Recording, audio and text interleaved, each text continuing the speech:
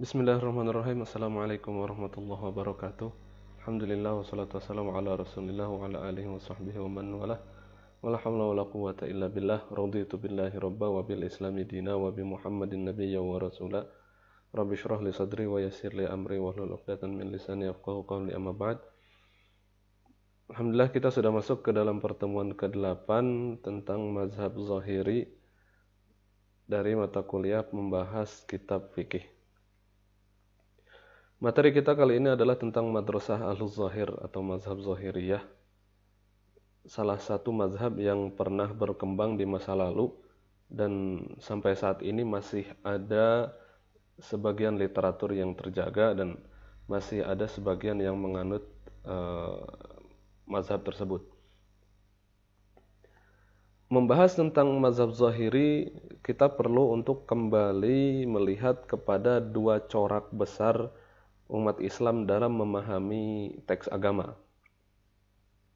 Corak ini sebenarnya sudah muncul sejak zaman sahabat, sejak masa Rasulullah SAW. Dua corak ini, pertama ada corak yang cenderung kepada tekstual, yang kedua cenderung kepada logikal. Corak yang pertama adalah yang cenderung kepada tekstual. Mereka akan melihat kepada teks dari apa yang terlihat dari teks tersebut, dan mereka akan melihat bahwasanya pokoknya apa yang dikatakan di situ sudah kita mengikuti itu. Jadi kalau kata Imam Syatibi, beliau menjelaskan tentang dua corak ini, beliau menyatakan bahwasanya orang-orang dengan corak pertama, mereka itu memandang bahwasannya syariat turun untuk umat Islam, untuk manusia. Itu adalah untuk menguji siapa di antara mereka yang patuh dan yang paling baik amalnya. Jadi syariat datang itu untuk menguji kita mau patuh atau enggak. Terserah apakah di balik itu ada unsur logis atau tidak. Pokoknya ketika teks menyatakan seperti itu, jadi ya sudah. Mereka akan selalu membahas tentang teksnya mana, gitu. Jadi ukuran kebenaran bukan lagi apa pandangan manusia. Menurut mereka ukuran kebenaran ya sudah apa kata teks. Maka mereka selalu lebih cenderung kepada tekstual. Kalau kecenderungan yang kedua adalah corak yang logis. Mereka memandang bahwasanya jika kita kumpulkan dalil-dalil syariat seluruhnya dan kita teliti, kita bisa mengambil kesimpulan bahwasannya secara garis besar syariat itu menunjukkan kepada satu hal yang utama. Apa yang kita kenal dengan darul mafasid dan juga jalbul masalih. Syariat itu seluruhnya, dalil-dalil syariat seluruhnya menunjukkan kepada maslahat umat manusia dan nafyud doror, dan menghilangkan bahaya. Mau itu salat, mau itu zakat, mau itu haji, pokoknya seluruhnya adalah untuk kemaslahatan manusia.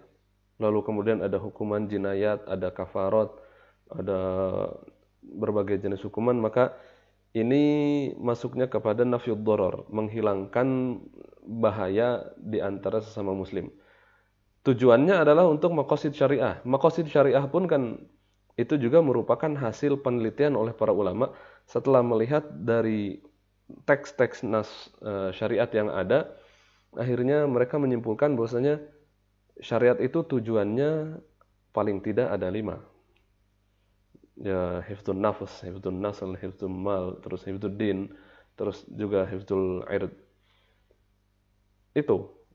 Jadi orang-orang dengan corak kedua ini mereka tidak hanya terpaku kepada teks, tapi mereka mengembangkan teks tersebut dan mencari hal yang bisa menjadi ilat dari suatu teks. Maka ini nanti masuk ke dalam pembahasan apakah perkara ini merupakan ta'abbudi atau ma'kulul makna. Maksudnya dalam hal ini kita itu murni ibadah saja atau logis. Contohnya seperti masalah anjing. Ketika idza walagal kalb fi ina'i ahadikum, kalau misalkan anjing itu minum dari wadah minum kita. Kata Rasul, maka hendaklah dicuci 7 kali, salah satunya itu dengan tanah. Muncul pertanyaan, perintah tersebut apakah itu logis atau murni ibadah? Kalau murni ibadah berarti ya sudah 7 kali. Ya sudah dibersihkan. Kalau ternyata itu bukan, ya kalau menurut orang yang menyatakan itu logis, yang penting itu bersihnya, bukan yang penting itu jumlahnya. Gitu. Maka sekarang sampai ada muncul sabun yang bisa membersihkan bekas dari jilatan anjing. Gitu. Atau contohnya wudu. Kalau wudu mayoritas akan menyatakan itu ta'abbudi, kecuali mazhab Hanafi yang menyatakan itu logis. Yang namanya ibadah itu kan harus ada niat. Maka menurut mazhab Hanafi nggak harus ada niat dalam wudu. Izalatun najasah itu jelas logis. Menurut orang yang logis, mereka menyatakan izalatun najasah itu logis. Ada najis, ya dibuang, dicuci. Beda dengan orang yang coraknya tekstual. Mereka akan melihat izalatun najasah itu bukan logis, tapi tetap ibadah. Maka dalam mazhab Zahiri, menghilangkan najis itu harus pakai niat, karena itu adalah ibadah. Gitu. Berbeda dengan yang menganut dari logikal, mereka akan menyatakan izalatun najasah itu, menghilangkan najis itu bukan ta'abbudi, tapi lebih kepada logis. Kalau ada maka dihilangkan, kalau enggak maka enggak. Ini akan terlihat kalau kita nanti buka kitab Al-Muhalla bil Athar karya Imam Ibnu Hazm Al-Andalusi. Beliau kan mazhab Zahiri. Kalau dalam mazhab Syafi'i dan jumhur menyatakan, ketika berhadapan dengan hadis Rasulullah SAW, la yabulanna ahadukum fil ma'id daimi tsumma yaghtasilu fihi. Tidak boleh kamu kencing di dalam air yang diam, tsumma yaghtasilu fihi, dan lalu kemudian mandi di situ. Menurut mazhab jumhur yang menyatakan itu logis, karena air kencing itu najis. Mereka akan membahas di situ. Jadi kenapa Rasul melarang kita mandi di bak mandi, di bathtub? Rasul melarang kita kencing di situ lalu kemudian mandi di situ juga. Karena air kencing itu najis. Ini menurut yang coraknya adalah corak logikal. Sedangkan menurut corak yang tekstual, dia akan menyatakan kata siapa itu najis? Pokoknya Rasul bilang kayak gini ya udah.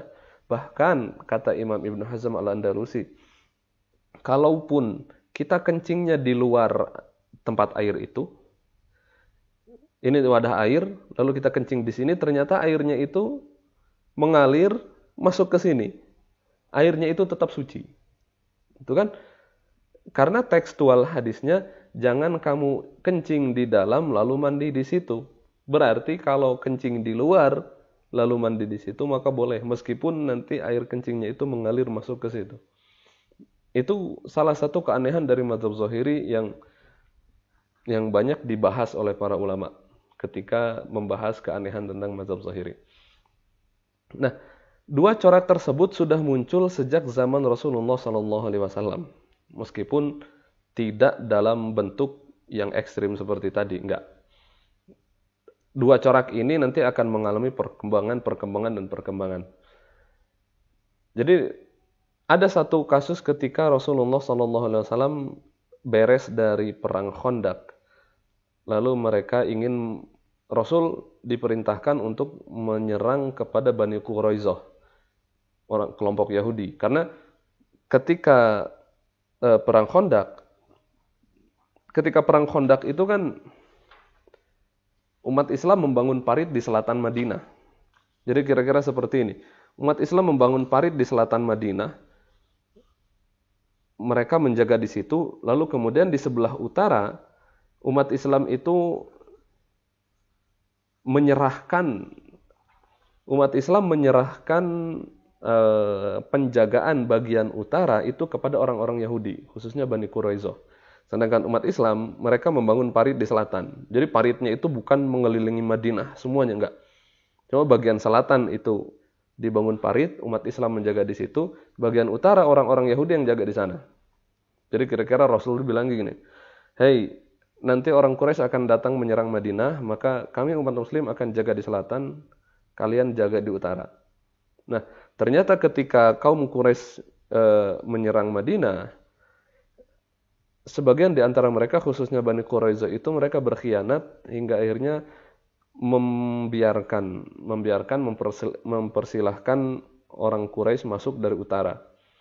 Atas dasar ini, orang-orang itu mereka sudah membatalkan janji, membatalkan kesepakatan hingga akhirnya Rasulullah SAW menyerang mereka. Nah, jadi ceritanya habis zuhur, mungkin kalau kita sekarang jam 2, jam setengah 3, Rasulullah SAW berkata kepada para sahabat, "La yusalliyanna ahadukum al-asra illa fi Bani Quraizoh." Jangan ada di antara kamu yang sholat kecuali nanti di Bani Quraizoh. Jangan sholat asar kecuali di Bani Quraizoh sana. Para sahabat, mereka kan orang Arab. Rasul berkata dalam bahasa Arab. Seharusnya mereka kan langsung paham. Tapi ternyata para sahabat itu memiliki pemahaman yang berbeda terhadap apa yang dikatakan oleh Rasulullah SAW. Ada yang memahami bahwasanya Rasul ini bukan ingin nyuruh kita sholat di sana. Karena kalau misalkan kita nyampe di sananya maghrib, kita kan ya terlambat sholat asarnya, gitu.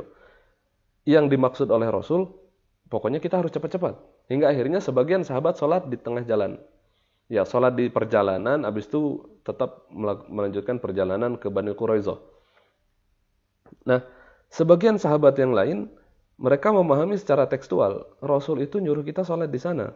Kalau kita sholatnya nggak di sana, berarti itu kan menyalahi perintah Rasul. Maka sebagian sahabat sholatnya di sana meskipun nyampe ke sana malam. Mengenai hal ini, Imam Ibnu Hazm Al-Andalusi menyatakan, "Walau annana hadiruna yauma Bani Quraizoh." Kalau misalkan kita itu hadir ketika Bani Quraizoh, ketika kejadian itu yang Rasul menyuruh kita ke Bani Quraizoh, lama shallainal asra illa fiha. Maka kita enggak akan sholat asar kecuali nanti di Bani Quraizoh. Walau ba'da nisfil lail, meskipun kita nyampe ke sana tengah malam. Karena ya begitulah perbedaan pemahaman di antara para sahabat. Yang corak logikal mereka memahami bahwasanya perintah yang utama itu adalah sholat di waktunya. Itu perintah yang utama, itu yang sering Rasul ulangi. Hingga akhirnya ketika ada suatu perintah yang melenceng dari aturan baku ini, maka akhirnya mereka menyesuaikan ini disesuaikan dengan ini. Hingga akhirnya pokoknya kita tetap ke Bani Quraizoh tapi jangan keluar dari waktu ini. Sedangkan menurut yang coraknya tekstual, mereka memandang gini, oke, ini adalah aturan baku. Tapi ada peraturan baru yang datang dari Rasul dan khusus untuk kejadian ini. Hingga akhirnya di luar kejadian ini, mereka akan tetap menggunakan kaidah yang baku. Sholat dalam waktunya. Tapi dalam kasus ini, menggunakan dalil yang baru, yang khusus terjadi untuk masalah ini. Itu kan corak pemahamannya pun sudah berbeda. Jadi bagaimana mereka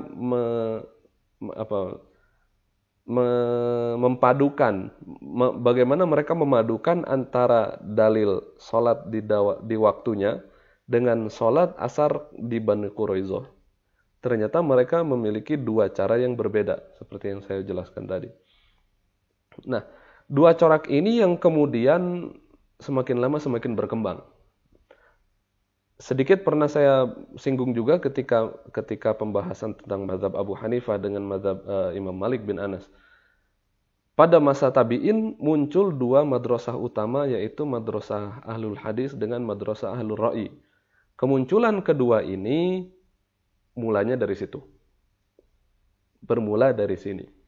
Dalam pertemuan kemarin ketika saya membahas tentang mazhab Syiah Isna Asyariyah, saya juga menjelaskan bahwasanya dari situ muncul dua corak. Pertama, corak yang lebih kepada hadis, yang kedua corak yang lebih kepada usul fikih. Ya, sama. Karena memang begitulah. Jadi corak pemahaman terhadap teks-teks agama ya dua corak ini. Cuma kita nggak bisa menggambarkannya seperti dua hal yang berbeda gini nggak. Kita bisa membayangkannya seperti spektrum. Seperti spektrum, ini posisi tengah, ini teks.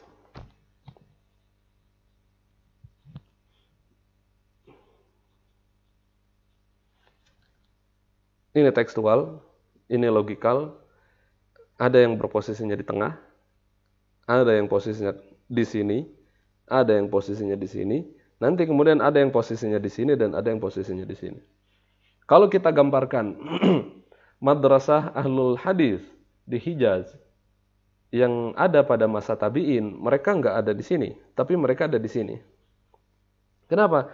Karena Imam Malik bin Anas, beliau muhaddis, beliau ahli hadis, tapi beliau juga menggunakan qiyas, beliau juga menggunakan istihsan, beliau menggunakan amal ahlul Madinah.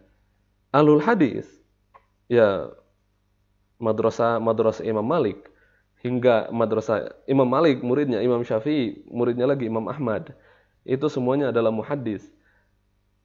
Mereka lahir dari madrasah ahlul hadis, tapi mereka juga menggunakan qaul sahabi. Mereka menggunakan dalil-dalil akal, maka mereka posisinya di sini. Nanti ketika kita membahas tentang mazhab Zahiri lebih dalam, kita tahu bahwasanya mazhab Zahiri itu di sini. Dia lebih tekstual ekstrim. Seperti Ahlur Ra'i-nya Imam Abu Hanifah enggak di sini. Karena mereka masih tetap menggunakan teks. Mereka masih menggunakan Al-Qur'an dan menggunakan hadis dan enggak liberal dalam penggunaan akal, enggak. Ya, mereka di sini. Kira-kira seperti itulah. Nah, jadi itu yang pertama perlu kita pahami dulu adalah dua corak pemahaman. Dua corak pemahaman terhadap teks agama. Yang pertama adalah tekstual, yang kedua logikal. Lalu kemudian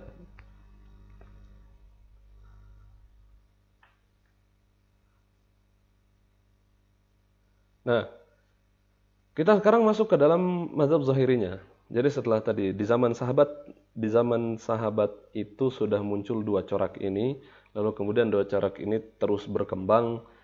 Dalam masa tabi'in dua corak ini menjadi dua madrasah besar, satu di madrasah Hijaz Ahlul Hadis dan madrasah Ahlur Ra'yi di Kufah. Nah, lalu kemudian muncullah mazhab-mazhab tahun tahun 80 Imam Abu Hanifah lahir, lalu kemudian tahun 92 Imam Malik lahir. Lalu kemudian pada awal permulaan abad 2 berarti muncullah mazhabnya Abu Hanifah dengan mazhabnya Imam Malik. Tahun 150 Hijriah Imam Syafi'i beliau lahir, beliau belajar ke sana ke sini hingga akhirnya pada tahun 200 Hijriah sudah muncul madrasahnya mazhab Syafi'i di Baghdad dan diakhiri dengan 204 di Mesir. Lalu kemudian Imam Ahmad bin Hambal juga beliau lahir pada tahun 164, berarti beda 14 tahun dengan Imam Syafi'i. Lalu kemudian pada tahun 200-an berarti sudah muncul mazhabnya Imam Ahmad bin Hambal. Jadi abad kedua dari tahun 100 sampai tahun 200 itulah masa munculnya mazhab yang 4. Nah, mazhab Zahiriyah ini munculnya dari mana? Munculnya adalah ada orang yang dikenal dengan namanya Daud bin Ali Al-Asbahani.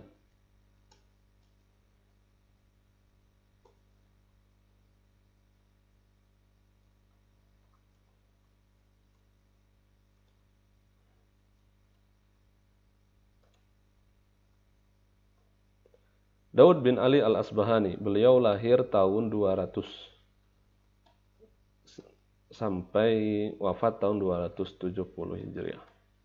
Daud bin Ali Al-Asbahani ini beliau lahir di Baghdad, lahir di Kufah lalu kemudian besar di Baghdad. Beliau lahir hidup pada masa ini, 200 sampai 270.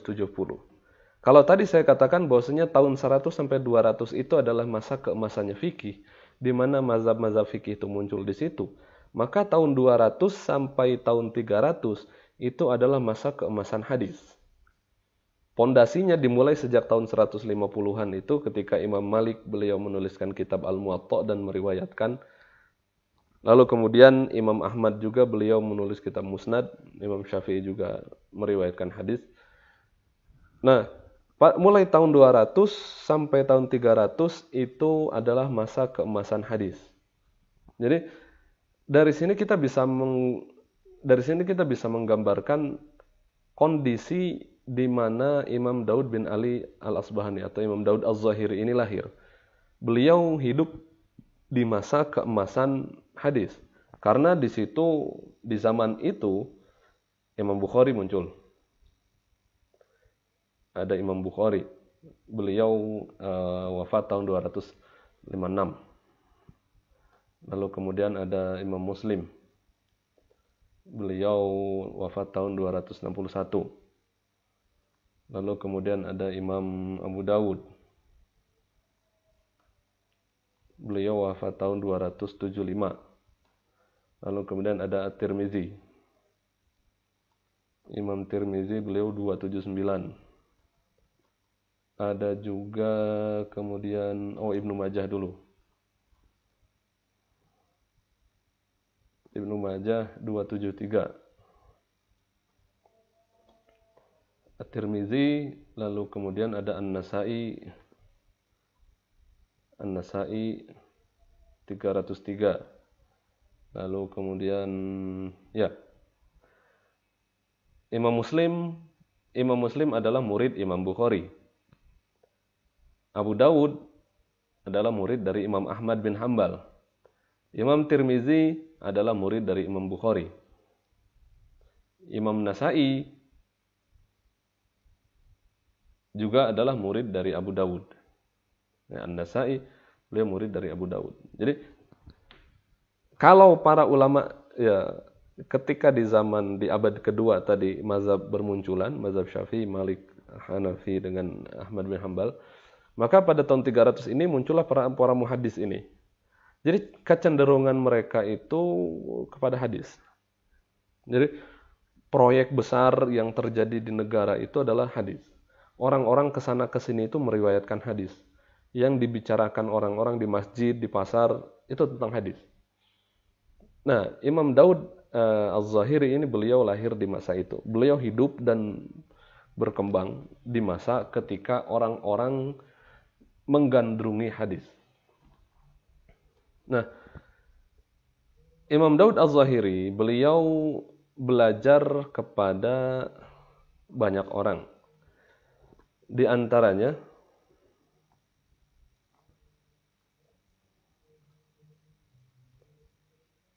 yang pertama ada Abu Thawr. Imam Abu Thawr ini beliau wafat tahun 246. Imam Daud Az-Zahiri belajar kepada Imam Abu Thawr yang merupakan sahibul Imam Syafi'i. Abu Thawr itu muridnya Imam Syafi'i. Jadi Daud Az-Zahiri beliau asalnya adalah mazhabnya Syafi'i. Karena beliau belajarnya kepada Abu Thawr. Bahkan Imam Daud Az-Zahiri beliau membuat buku tentang fadilahnya Imam Syafi'i. Fadailu Imam Syafi'i. Itu. Ketika pertama beliau belajar kepada Imam Abu Thawr, beliau sangat senang dengan Imam Syafi'i, beliau ta'assub dengan mazhab Syafi'i. Beliau bersyafi'i. Hingga akhirnya beliau belajar juga kepada Imam Ishaq bin Rohuyah.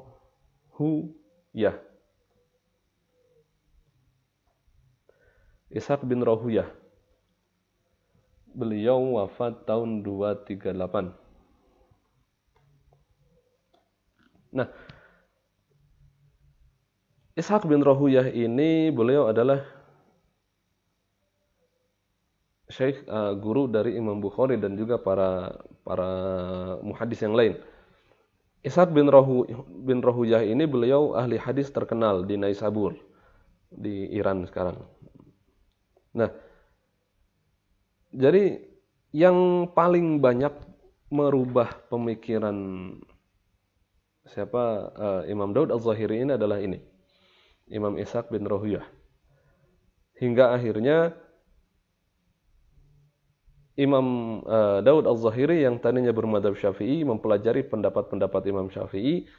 Beliau memahami tentang bagaimana Imam Syafi'i melarang istihsan, lalu kemudian dengan dalil yang digunakan oleh Imam Syafi'i, beliau melarang qiyas. Dari situlah mulai perubahan Imam Daud yang tadinya bermadzhab Syafi'i, lalu kemudian berubah menjadi mujtahid mustaqil. Beliau enggak lagi bermadhab, beliau mengajaknya kembali kepada Al-Quran dan Sunnah yang zahir. Apa yang terdapat dalam Al-Quran dan Sunnah secara tekstual. Beliau langsung menolak adanya qiyas dan menolak adanya hukum akal.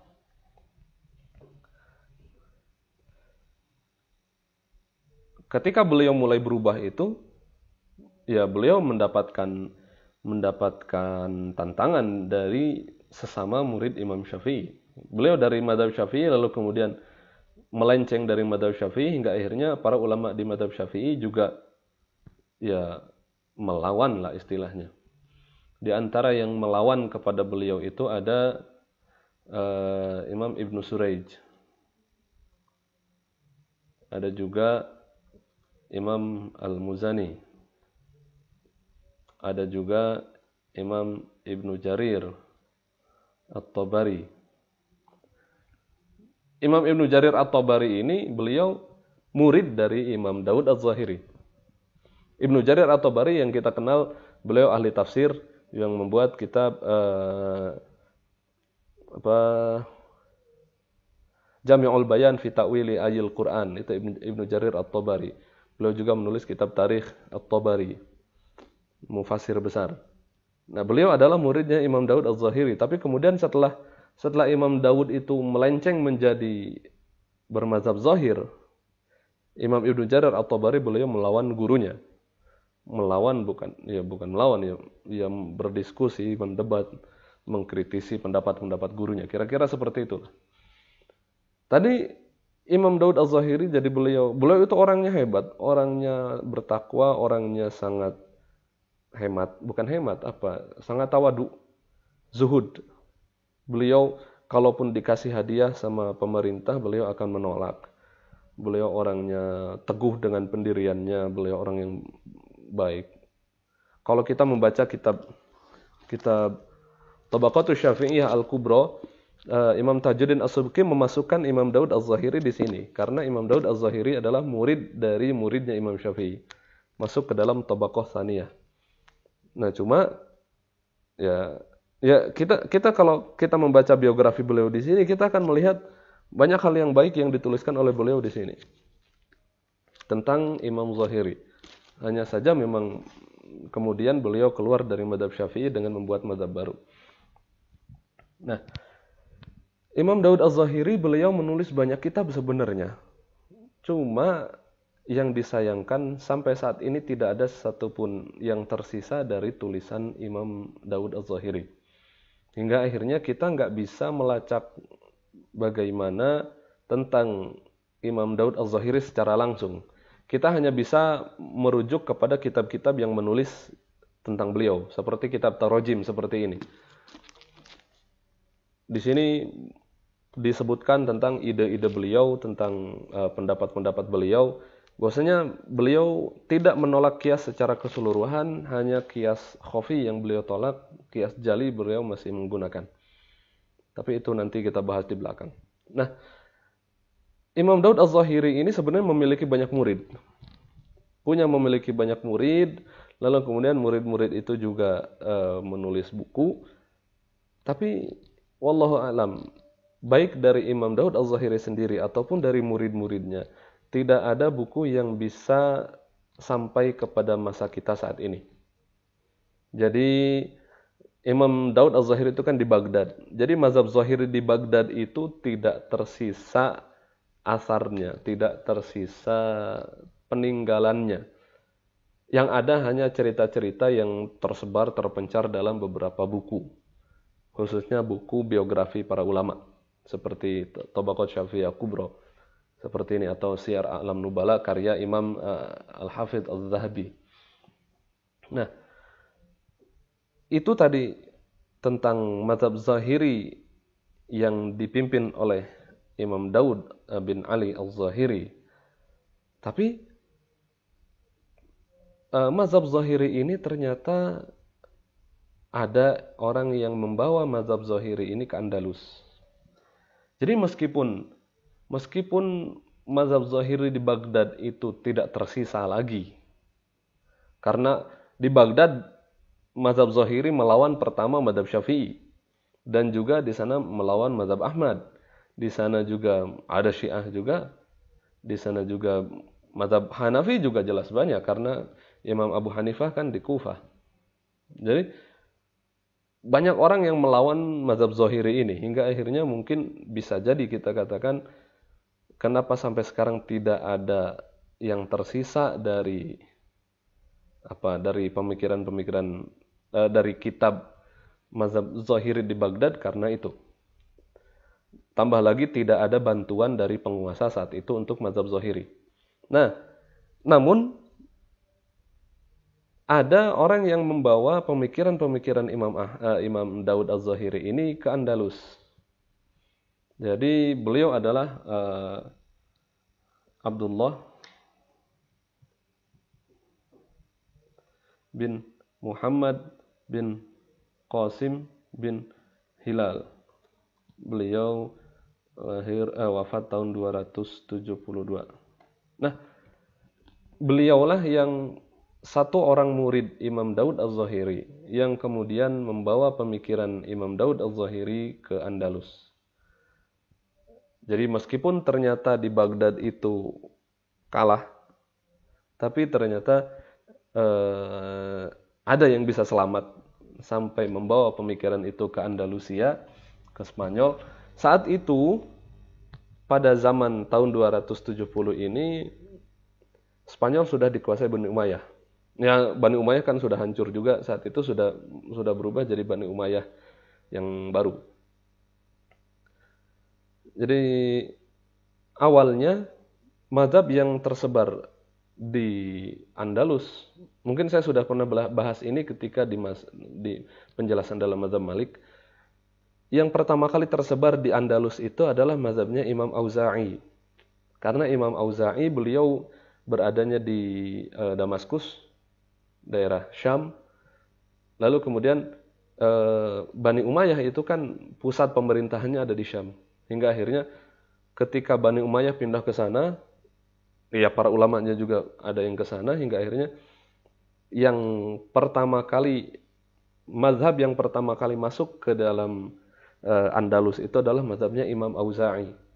Hingga akhirnya kemudian pada tahun 100-an ada orang yang dari Andalusia jauh-jauh datang ke Madinah belajar kepada Imam Malik, hingga akhirnya masuklah mazhab Malik ke sana. Jadi saat itu yang tersebar di sana adalah mazhabnya Imam Malik. Ketika Abdullah bin Muhammad bin Qasim bin Hilal ini datang ke Andalus membawa pemikirannya Imam Daud Az-Zahiri. Saat itu yang tersebar di sana adalah mayoritasnya mazhab Maliki, mazhab Syafi'i ada tapi nggak banyak. Terus mazhab Auza'i sudah tidak ada karena sudah kalah dengan mazhab Malik. Mazhab Hanafi tidak ada di sana, ya paling minoritas, hanya ulamanya saja tapi tidak ada pengikut. Begitu juga dengan mazhab Ahmad bin Hambal. Nah, kondisi mazhab Malik di masa Andalus di masa ini, sebagaimana ketika saya bahas di dalam video mazhab Malik, madrasah Malikiyah yang ada di Maghrib, ya Afrika Utara sampai ke Andalus, itu coraknya lebih kepada pendalaman akwal Imam Malik. Jadi pendalaman tentang pendapat-pendapat Imam Malik. Imam Syahnun ketika menuliskan kitab Al-Mudawwanah Al-Kubra, Mudawwanah itu isinya adalah riwayat dari Imam Malik, bukan hadisnya, tapi pendapat-pendapatnya. Maka corak fikih Maliki yang ada di Andalusia saat itu lebih kepada coraknya taklid. Mereka tidak membahas tentang dalil, tidak membahas tentang ilat, tapi yang dibahas adalah apa yang dikatakan Imam Malik tentang ini. Gitu. Jadi itu merupakan suatu kekurangan dalam pandangan Imam Muhammad bin Abdullah bin Muhammad bin Qasim bin Hilal. Jadi maka beliau mencoba untuk merubah itu. Namun ternyata perubahan yang ada itu muncul ketika datangnya Imam Baqi bin Makhlad dan juga Imam Muhammad bin Waddah.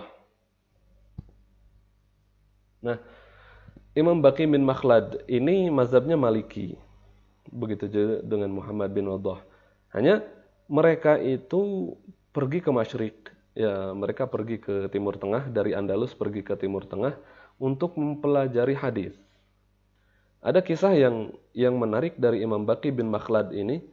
Beliau jauh-jauh datang dari Spanyol ke Baghdad untuk menemui Imam Ahmad bin Hambal. Saat itu beliau jalan pakai kaki, ataupun kalau bisa bayar beliau naik unta atau naik kuda. Kalau sekarang naik pesawat kan 6 jam, tapi kalau dulu bisa berminggu-minggu.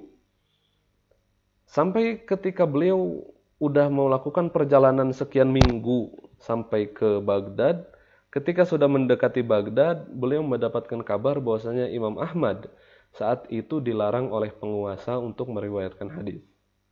Ini nyambung kepada cerita Imam Ahmad yang saat itu beliau dilarang, beliau terkena fitnah khalqul Quran, bahwasanya Al-Quran itu adalah makhluk, dan beliau saat itu dilarang untuk mengajar dan meriwayatkan hadis. Nah, Imam Baqi bin Makhlad udah datang jauh-jauh dari sana, nyampe ke Baghdad, ternyata menemui Imam Ahmad, beliau nggak boleh meriwayatkan hadis. Kira-kira ketika ketemu tuh beliau bilang gini, ya Imam, saya sudah datang dari jauh sekali untuk menemui engkau, untuk minta hadis. Imam Ahmad nanya, kamu datang dari Afrika, katanya. Karena yang ada dalam benak Imam Ahmad paling jauh itu Afrika. Ya mungkin Tunis ke sana. Enggak ya Imam, kata Baqi bin Makhlad. Saya untuk nyampe ke Afrika saya harus nyebrang laut dulu. Berarti jauhnya lebih jauh lagi. Masa saya datang ke sini tapi saya tidak mendapatkan apa-apa, kata beliau. Enggak, akhirnya mereka berdiskusi, mereka ngobrol gimana caranya biar Baqi bin Makhlad ini bisa mengambil hadis. Akhirnya Baqi bin Makhlad akan bilang, saya akan datang kepada engkau setiap hari untuk meminta hadis. Lalu kemudian ternyata besoknya beliau datang itu menggunakan pakaian pengemis. Pakaian compang-camping pengemis, udah dandan pengemis lah. Datang ke rumah Imam Ahmad, lalu kemudian berteriak dari luar, hingga akhirnya Imam Ahmad keluar, ngajak orang itu masuk. Ngajak Baqi bin Makhlad masuk. Setelah masuk, Imam Ahmad meriwayatkan 1-2 hadis, hingga akhirnya Imam Baqi bin Makhlad menghafal itu terus pulang. Begitu beliau lakukan selama beberapa lama. Hingga akhirnya Allah Subhanahu wa taala memberikan karomah, hingga akhirnya Imam Ahmad diperbolehkan lagi untuk meriwayatkan hadis, hingga akhirnya Imam Ahmad kembali membuka majelis hadis. Saat itu barulah orang tahu ternyata pengemis yang selalu datang ke Imam Ahmad itu adalah ini orangnya, Baqi bin Makhlad.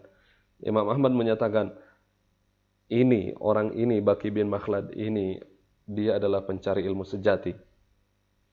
Hingga suatu saat dalam majelis beliau, Imam Ahmad tidak menemukan Baqi bin Makhlad. Ini orang kemana kok? Biasanya hadir tapi kok sekarang nggak ada. Lalu kemudian Imam Ahmad mendengar kabar bahwasanya Baqi bin Makhlad itu sakit. Hingga akhirnya Imam Ahmad datang ke hotel tempatnya Baqi bin Makhlad menginap. Ya, beliau menginap di penginapan. Datang ke penginapan itu, seorang imam besar, Ahmad bin Hambal, datang ke suatu penginapan untuk mendatangi seseorang. Akhirnya orang yang di penginapan pun kan ribut. Ini siapa kok tiba-tiba imam besar datang ke sini? Para muridnya juga mereka mengiringi Imam Ahmad. Imam Ahmad datang, para muridnya sudah siap nulis. Kira-kira apa yang akan dikatakan Imam Ahmad kepada Baqi bin Makhlad? Gitu. Hingga akhirnya ya nanya kabar. Lalu kemudian setelah Imam Ahmad pergi, pemilik penginapan itu tahu bahwasanya orang ini berarti orang yang keren, berarti orang yang hebat. Sampai imam besar sekelas Ahmad bin Hambal datang untuk menjenguk dia karena sakit. Jadi itu kisah dari Imam Baqi bin Makhlad. Setelah sekian tahun beliau belajar dari Imam Ahmad, hingga akhirnya beliau kemudian kembali pulang ke Andalusia, dan di tangan Imam Baqi bin Makhlad dengan Muhammad bin Waddah, Andalusia itu berubah menjadi Darul Hadis. Yang tadinya majelis ilmu itu lebih kepada aqwalul Imam Malik, membahasnya tentang pendapat Imam Malik.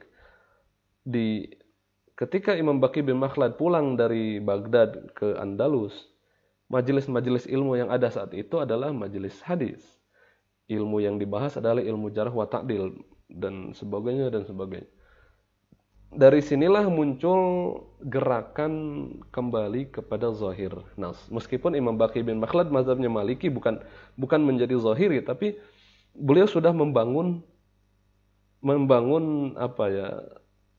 lingkungan yang mirip dengan saat Imam Daud Al-Zahiri lahir dan tumbuh kembang. Jadi lingkungannya udah lingkungan hadis. Hingga akhirnya datanglah Imam Ali bin Ahmad bin Sa'id bin Hazm, atau yang lebih dikenal dengan Ibnu Hazm Al-Andalusi. Beliau lahir tahun 384 sampai 456.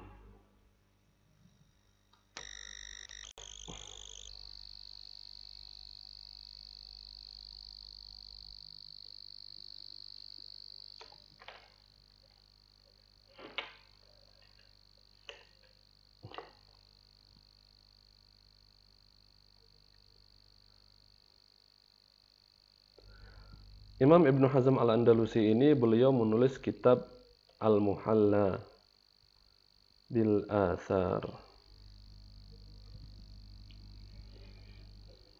Al-Muhalla bil Athar ini alhamdulillah sampai sekarang masih ada bukunya tebal.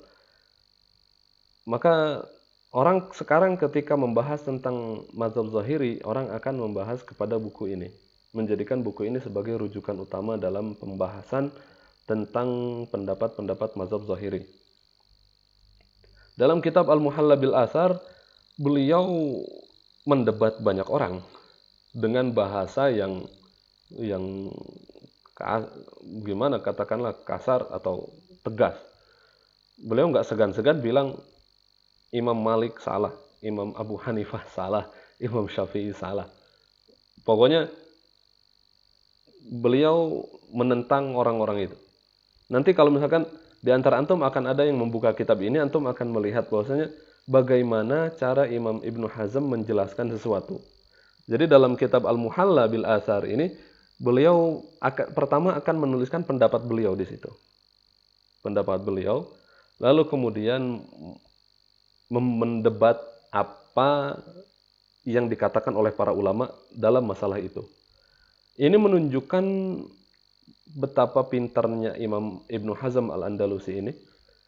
Imam Ibnu Hazm sangat cerdas, beliau memiliki penguasaan yang luas terhadap hadis dan juga beliau memiliki penguasaan yang luas terhadap pendapat-pendapat para ulama. Karena dengan itu beliau tahu dalam masalah ini Imam Malik berkata seperti ini, Imam Syafi'i berkata seperti ini, Imam Ahmad berkata seperti ini, Abu Hanifah juga gini. Jadi beliau menuliskan pendapatnya, kadang-kadang pendapatnya sesuai dengan mazhab ini, kadang-kadang dengan ini, kadang-kadang beda sendiri. Tapi pokoknya dalam kitab itu beliau mendebat banyak orang. Mungkin bisa kita lihat seperti mana?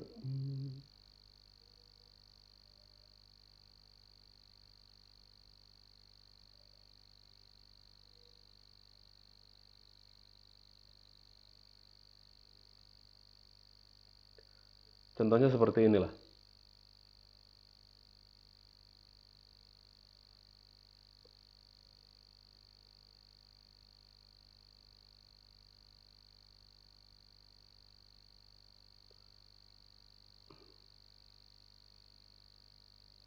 Seperti yang tadi saya katakan tentang masalah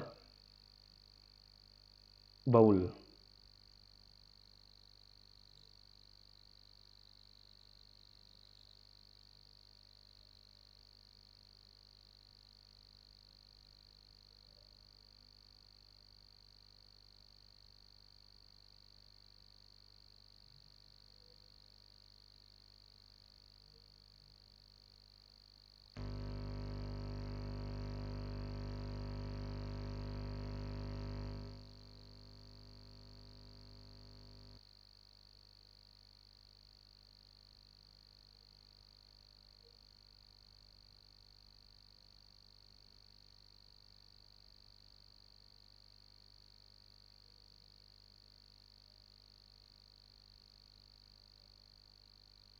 Wah, saya lupa di mana nyimpennya.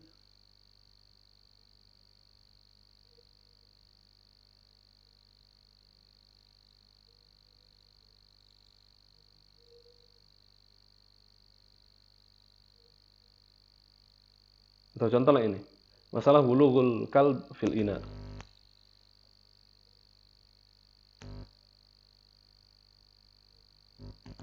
Beliau akan memulai dengan pembahasan mas'alatun. Itu berarti beliau memulai suatu permasalahan. Fa in walagha fil ina'i kalbun ay ina'in kana wa ay kalbin kana kalbu sayd aw ghairu saghiran aw kabiran fal fardu irhaqu ma fi dalikal ina' kainan ma kana thumma yughsalu bil ma'i sab'a marrat wala budda ulahunna bit turabi ma'al ma'i wala budda zalikal ma' alladhi tahru fihi al-ina' tahirun halalun fa in akala al-kalbu fil ina'i lam yaligh fihi aw adkhala rijlahu aw dhanabahu aw waqa'a bi kullihi fihi lam yalzam ghuslul ina' wala hurqama fihi albattah. Kita bisa melihat di sini. Tadi katakan kalau anjing itu minum dari wadah ini, maka airnya dibuang, wadahnya dicuci. Wadahnya dicuci 7 kali. Yang pertama adalah pakai tanah yang dicampur dengan air. Oke, karena hadisnya emang menyatakan seperti itu. Lalu kemudian beliau menyatakan gini. Fa'in akalal kalbu, kalau misalkan anjing itu makan. Anjing itu makan. Walam yalfihi dan enggak minum dari situ. Au adkhala rijlahu, atau anjing itu memasukkan kakinya ke situ. Au zanabahu, atau ekornya, atau au waqa'a bikullihi fihi, atau anjing itu seluruhnya masuk tubuhnya ke dalam wadah itu, lam yalzam ghuslal ina, enggak wajib dicuci. Kita bisa melihat di sini, ya udah, karena teksnya ngomongnya seperti itu, ya udah. Kalau enggak diomongin kepada teks, maka kembali kepada hukum asalnya. Wa huwa halalun tahirun kulluhu kama kana. Maka apa yang ada di wadah itu halal, suci, sebagaimana sebelum anjing itu jatuh ke situ. Wa kadzalika law walaghal kalbu fi buq'atin fil ardi. Kalau misalkan anjing itu menjilat tanah, lantai. Au fi yadi insanin, atau di tangan manusia. Au fi ma la yusamma inaan, atau dimanapun, tapi bukan di wadah. Fala yalzamu ghuslu syai'in min dzalika wala harqama fiha. Maka nggak usah dicuci. Itu kan kita bisa melihat bagaimana Imam Ibnu Hazm beliau memahami teks ini. Bagaimana beliau memahami teks ini ketika pokoknya karena hadisnya ngomongnya kalau anjing minum dari wadah kamu maka cuci. Berarti selain itu beliau menyatakan nggak usah dicuci. Meskipun anjing menjilat ini, menjilat tangan, menjilat wajah, menjilat lantai, menjilat apapun, nggak harus dicuci. Wal wulugu huwa syurbu faqat. Al wulug itu minum. Falau masalu abal kalb au araqahul jasad au saub awil ina au mata'an ma au said fa faradu izala dzalika bima azalahu ma'un kan ghairu wala budda min kulli ma dzakarna illa min as-saub fala yuzalu illa bil ma'. Nah, jadi kalaupun misalkan liurnya itu kena badan, liurnya kena lantai, enggak harus dicuci 7 kali, cukup siram pakai air sekali aja. Karena yang harus 7 kali itu adalah ketika anjing minum dari wadah air.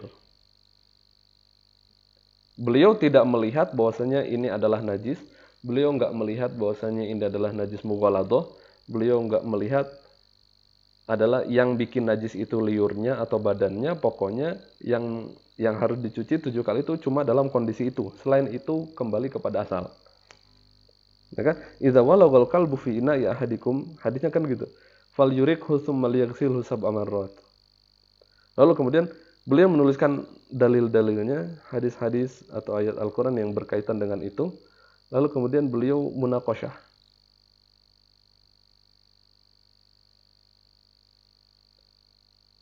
Beliau kemudian munaqasyah. Ini masih menyebutkan pendapat yang sama dengan beliau. Wa mimman qala biqaulina fi ghusli ma walagha fihi al-kalbu sab'an Abu Hurairah. Lalu kemudian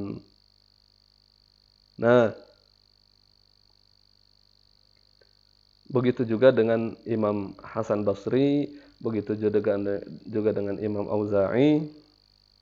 Qala Ali, Imam Ibnu Hazm menyatakan qaulul Auza'i huwa nafsu qaulina. Pendapat Imam Auza'i itu sama dengan pendapat kita. Nah, lalu kemudian wa qala Asy-Syafi'i kadzalika illa annahu qala in kana al-ma'u fil ina'i 500 ritlin lam yuhraq li wulughil kalbi fihi. Wa ra'a hirqama adal ma wa in kasur. Nah, Imam Syafi'i menyatakan kalau airnya lebih dari 2 kula maka enggak usah dibuang airnya. Meskipun anjing minum dari situ.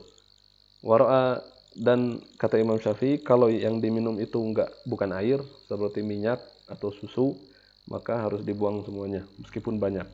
Wara'a ayyughsala min wulughil khinzir. Lalu kemudian Imam Syafi'i menyatakan babi juga harus dibuang, harus melakukan hal yang sama dengan anjing. Imam Syafi'i mengkiaskan babi dengan anjing. Wara'a ayyughsala min wulughil khinzir fil ina'i sab'an kama yughsalu minal kalb. Walam yara dzalika fi wulughi syai'in min as-siba' wala ghairil khinzir aslan. Jadi beliau hanya mengkiaskan babi dengan anjing, tapi enggak mengkiaskan misalkan seperti harimau atau citah atau hewan-hewan buas yang lain. Kenapa hanya babi? Gitu. Qala Ali, Imam Ibnu Hazm menyatakan wa hadza khata'un. Ini salah, kata beliau. Ya memang begitulah bahasanya Imam Ibnu Hazm al-Andalusi. Dia salah, Imam Syafi'i salah.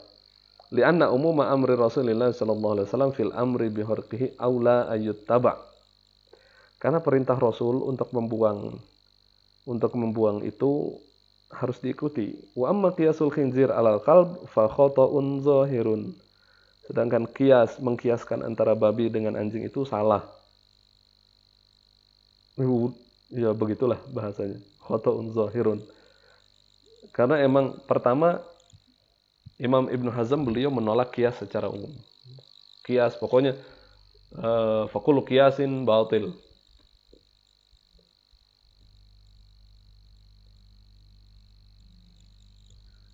Lalu kemudian setelah setelah di sini beliau mendebat pendapatnya Imam Malik, ya kan, wal qiyas kulluhu batil kata beliau. Kias itu semuanya batil. Ini. Wal qiyas kulluhu batil. Setelah beliau mendebat Imam Syafi'i di sini, beliau lalu kemudian menyebutkan pendapat Imam Ahmad di sini. Imam Malik di sini qala Malik fi ba'di aqwalihi bla bla bla bla, lalu kemudian qala Ali hada tafriqun zahiratul khata. Hadhihi tafarik, pembedaan-pembedaan ini jelas salahnya. Lalu kemudian waruy anhu qala, lalu qala Ali. Begitu juga sekarang di sini qala Abu Hanifah. Imam Abu Hanifah menyatakan yuraka bla bla bla bla. Langsung kemudian qala Ali. Wa hadza qaulun la yuhfazu an ahadin minas sahabah wala minat tabi'in. Lalu kemudian wa yuqalu lahu hadza batilun bil wujuh min wujuh. Begitulah bahasa dialognya Imam Ibnu Hazm Al-Andalusi. Jadi beliau dalam bukunya beliau menulis pendapatnya, dalilnya, lalu kemudian menuliskan pendapat orang-orang dalam masalah ini, lalu mendebat mereka. Menuliskan pendapatnya lalu kemudian debat bla bla bla dengan bahasa yang tegas seperti salah khoto batil dhaif dan sebagainya. Itu Imam Ibnu Hazm Al-Andalusi dengan kitab Al-Muhalla bil Athar. Untuk mazhab Zahiri kita mencukupkan dengan kitab ini saja, satu buku ini saja. Selain itu sebenarnya Imam Ibnu Hazm Al-Andalusi beliau memiliki murid yang banyak dan juga banyak yang menulis tentang itu. Dan atas jasa beliau, mazhab Zahiri sampai sekarang masih ada, meskipun tidak dianut oleh banyak orang. Tapi ketika kita mencari di forum-forum internet, kita masih menemukan ternyata ada juga orang yang dengan mazhabnya Zahiri. Nah, tapi dari kisah yang tadi disampaikan bisa diketahui bahwasanya mazhab Zahiri itu lahir pada bi'ah atau pada lingkungan yang dekat dengan ahlul hadis. Hanya saja mereka lebih mutatarrif, mereka lebih ekstrim dalam masalah hadis. Maka sekarang kita masuk ke dalam usulul mazhab.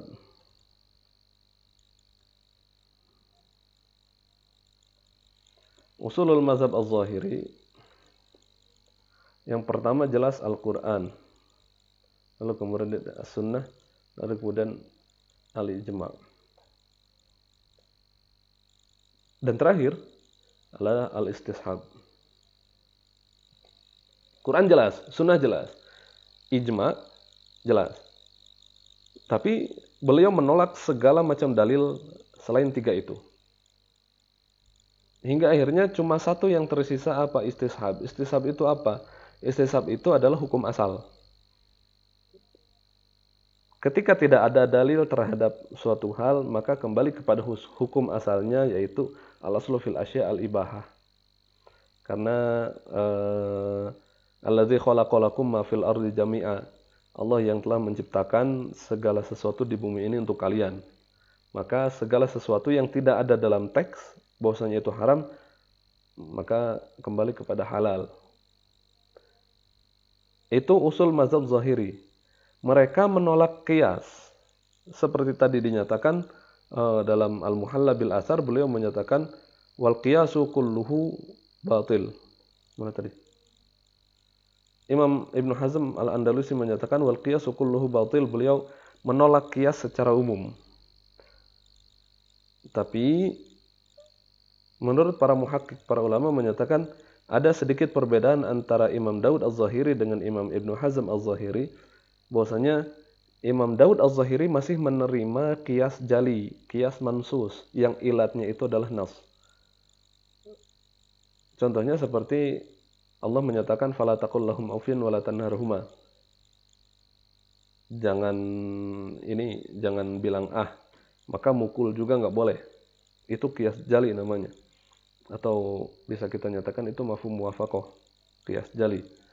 Kalau Imam Ibnu Hazm beliau menolak sama sekali qiyas. Mau itu jali atau khafi pokoknya enggak. Nah, maka beliau mencukupkan dengan 4 ini. Al-Quran, Sunnah, Ijma. Kalau enggak ada dalam Al-Quran dan Sunnah, maka hukumnya yang tersisa tinggal Ijma. Kalaupun enggak ada Ijma tentang ini, ya udah kembali kepada hukum asalnya, istishab. Kalau hukum asalnya boleh, maka boleh. Al-aslu fil asya'an nafi'ah, maka al-hil. Kalau hal-hal yang bermanfaat, maka boleh. Kalau hal-hal yang membahayakan, maka dilarang, ya kembalinya ke situ. Nah, lalu kemudian mereka juga tidak membedakan antara wajib dengan sunnah atau makruh dengan haram. Ibnu Hazm menyatakan, Imam Ibnu Hazm menyatakan, wa awamirullah ta'ala wa rasuluhu kulluha fard. Segala perintah yang Allah nyatakan dan Rasul nyatakan, maka kulluha fardun. Semuanya itu wajib. Wa nawahillah ta'ala wa rasulihi kulluha haram. Setiap larangan yang datang dari Allah dan Rasul, maka itu berarti haram. Wala yahillu li ahadin an yaqul fi syai'in minha hada nadbun. Tidak boleh ada orang yang berkata dalam hal tadi mau perintah atau larangan, hada nadbun au karahiyatun. Ini sunnah atau ini makruh.